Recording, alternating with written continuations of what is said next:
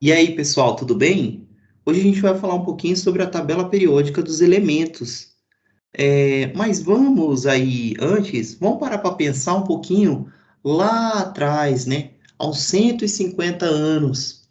É, Há 150 anos atrás, então, pessoal, existiam já elementos químicos, mas eles que já eram descobertos pelos homens, né? Mas eles ainda não estavam organizados, né? Não se existia uma forma de se organizar esses elementos que já estavam descobertos. Aí surge um cara, esse aí, ó, da foto. Ele chama Dmitri Mendeleev. O cara era físico e químico e russo. E aí ele vai lá e fala, ele pensa, né? Ah, preciso organizar esses elementos químicos, né? Então aí ele vai lá, pensa e coloca no papel. E aí ele organiza e cria então a primeira tabela periódica, que é essa daí que a gente pode observar. Essa tabela periódica, pessoal, ela tinha uma principal característica, né? Ela era organizada pelo número crescente, a ordem crescente de massa dos elementos. Então, o Dmitri Mendeleev foi o primeiro carinha ali a construir a tabela periódica. Então, pessoal, com o passar do tempo, a tabela ela foi sofrendo algumas modificações, né? Até ela chegar na tabela hoje, que é a tabela periódica oficial determinada pela IUPAC, que é o órgão que determina e regulamenta a química no mundo, né? Que é essa tabela aqui, tá? Essa tabela com esse formatinho aqui. E o que que essa tabela ela proporciona para a gente? Vamos parar para pensar um pouquinho? Então vamos lá.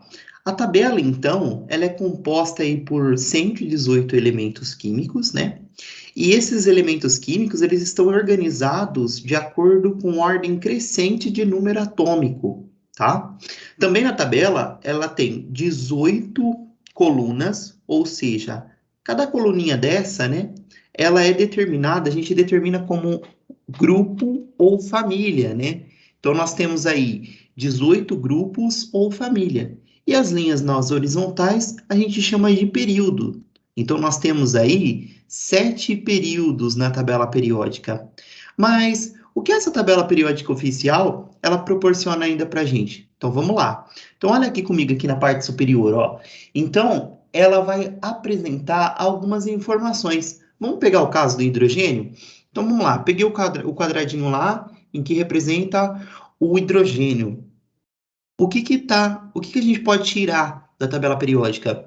Então apresenta o quê? Apresenta o H, que é o símbolo do elemento, né, no caso o hidrogênio, apresenta também a massa atômica do elemento, o seu número atômico e o nome do elemento, certo? Então todos os 118 elementos da tabela periódica vão apresentar símbolo, massa atômica, número atômico e o nome do elemento.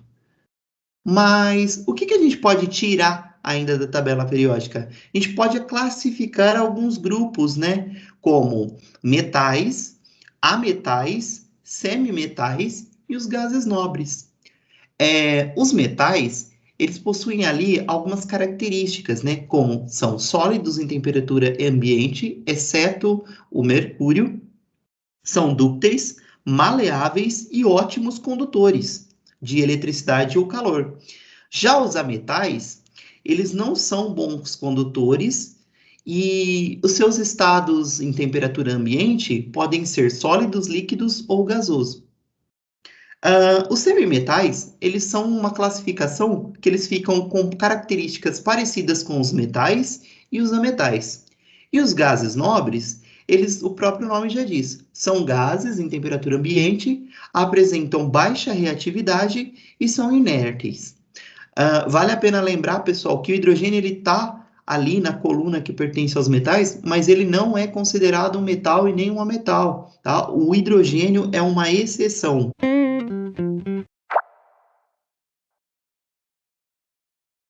Bom, pessoal, mas também existem outras formas de se representar e organizar os elementos. E existem diversos outros tipos de tabela periódicas não oficiais, né? Mas que servem para representar seus elementos e características muito parecidas com as suas famílias, né? Como, por exemplo, essa que eu vou explicar para vocês, que é a tabela periódica em formato espiral. Nessa tabela periódica, nós podemos perceber alguns fatores.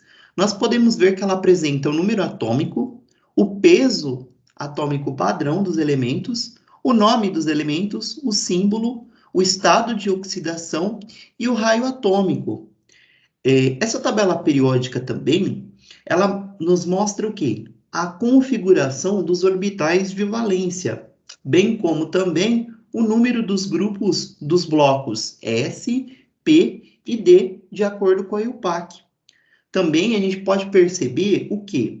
Que as cores da tabela elas vão identificar o caráter ácido ou básico, né? Então, o caráter ácido para as cores mais vermelhas e o caráter básico para as cores azuis.